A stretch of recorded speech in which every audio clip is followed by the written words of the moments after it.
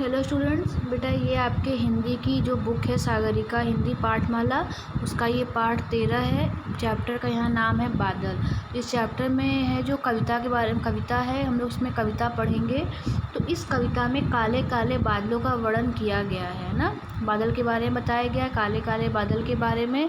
बादल आने के बाद वर्षा होती है और वर्षा की नन्ही नन्ही बूंदें हमें जीवन देती हैं। जो वर्षा की छोटी छोटी बूंदें होती हैं वो हमें जीवन देती हैं, इसी से धरती हरी भरी रहती है। ठीक है, तो आइए पढ़कर जानते हैं कैसे। यहाँ से शुरू करते हैं।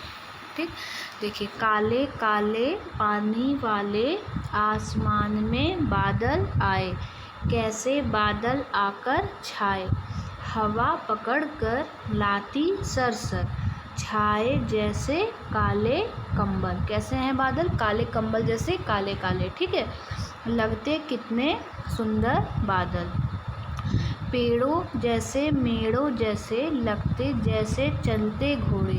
ठीक है, मतलब चलते हुए रहते हैं ना, भागते हैं आसमान में, तेज़ी तेज़ी चलते हैं, उसी तरह से बात कर रहा है ये। बन जाते हाथी के जोड़े। ठीक है, मतलब कभी कभी किसके जैसे दिखाई देते हैं? हाथी के जैसे दिखाई देते हैं। ठीक है, फिर है यहाँ पे कि नन्हे जलकर गए भाप बन। जो नन्हे नन्हे जलकर थे, वर्षा की बूंदें थी, वो भाप बन, उसी भाप ने ठंडक पाई। उसी भाप से ठंडक, वो जो भाप ठंडा हुआ तो बादल बरसे बरखा आई। मतलब नदी तालाबों से जब पानी भाप बन के ऊपर गया, फिर वो ठंडा होकर नीचे बरसने लगा, वो बादल बन के बरसने लगा ना। करते गड़गड़ बातें बड़बड़। ठीक है, गड़गड़ गड़गड़ करते हैं ना। बिजली बादल को चमकाए, जब बिजली चमकती है तो बादल दिखाई देता है चमकता हुआ। अंधियारे में राह दिखा, अचानक से बिजली चमकती है तो रोशनी हो जाती है ना। मोर मगन मन छनन छनन छन, मोर भी छनन छनन करके नाचता है, झूम झूम कर नाच दिखाए, बादल खुश हो गाना गाए। ठीक है, बादल भी खुश होकर गाना गाता है। ये कविता किसने लिखी है? इस कविता को श्री प्रसाद जी ने लिखी है। ठीक है, इस कविता को आपको याद करना है और आपको अपनी कॉपी में लिखना है 8 लाइन। ठीक है, 8 लाइन ही लिखना है। अब इसकी एक्सरसाइज देख लेते हैं। वर्ड मीनिंग, जलकण है तो जलकण मतलब पानी की छोटी छोटी बूंदें, शीतल मतलब ठंडा, अंधियारा मतलब अंधेरा, राह मतलब रास्ता, सागर मतलब समुद्र। ठीक है, सही उत्तर के सामने सही का निशान। कविता में किस मौसम का वर्णन है? तो वर्षा ऋतु का। बूंदों का जल कैसा है? ठंडा और नन्हा। जलकर पेड़ पौधों को क्या देते हैं? हरियाली देते हैं ना, हरे हरे हो जाते हैं पानी की बूंदें जब बरसती हैं तो। जलकण किस में भरे होते हैं? जलकण बादलों में भरे होते हैं।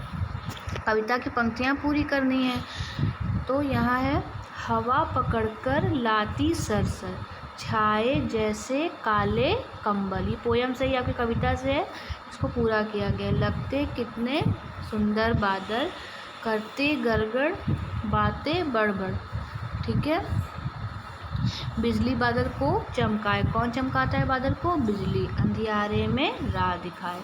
ये प्रश्नों के उत्तर हैं जिसे मैं आपको लिख के भेज दूँगी। फिर यहाँ पे है समानार्थक शब्द। समानार्थक मतलब से, मतलब इसको और क्या कहते हैं? जैसे कि बादल का मेघ, बारिश का वर्षा, आसमान आकाश, पेड़ को वृक्ष, हाथी को गज, मोर को मयूर। अब सही सबसे रेखा खींचकर मिलाइए। तो बादल गड़गड़ गड़ करते हैं, हवा सर सर सर, मोर छनन छनन छन, बारिश रिमझिम करते हैं। ठीक, उसके बाद है विशेषण शब्द पर निशान लगाना है। विशेषण मतलब जो विशेषता बताते हैं किसी चीज़ की ना, क्वालिटी बताते हैं, विशेषता, उसमें क्या विशेषण है। जैसे कि यहाँ पे क्या है? काला। काला कैसे कहते हैं? हमारे बाल काले होते हैं तो काला विशेषता है। वर्षा है खुशियाँ। खुशियाँ क्या है? विशेषता बताई जा रही है कि वो बच्चा कैसा है, या दिवाली हमारे घर क्या लेके आती है? तो खुशियाँ लेके आती है। शीतल जल कैसा है? शीतल है।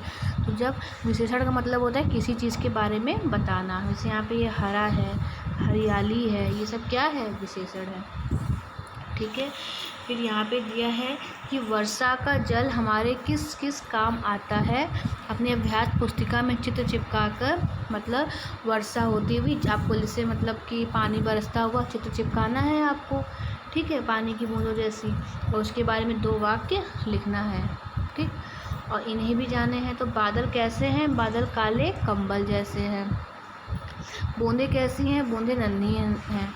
वर्षा का जल कैसा है? वर्षा का जल ठंडा एवं मीठा है। ठीक है, फिर यहाँ पे वर्षा होने पर आपको कैसा लगता है? तो आप क्या करना चाहते हैं?